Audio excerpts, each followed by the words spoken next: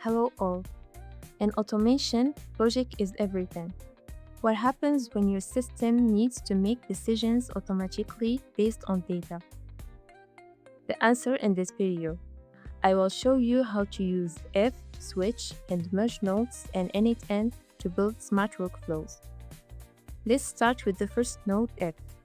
This node allows us to create a simple condition. For example, if we can check if an amount is greater than 1,000 dirhams.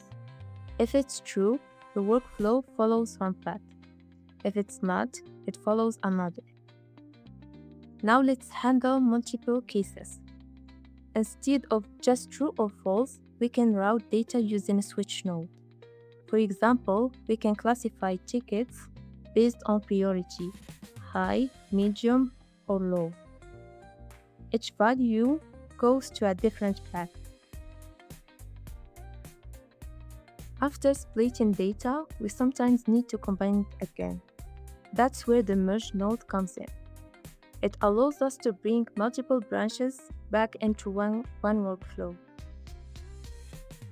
Now let's apply this to a real-world use case.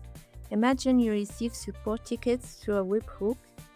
We use a switch node to route them based on priority. In our example, the priority here is high. So high priority goes to Slack, medium to email, and low priority is simply locked. If we check our Slack, we can see here the message sent automatically.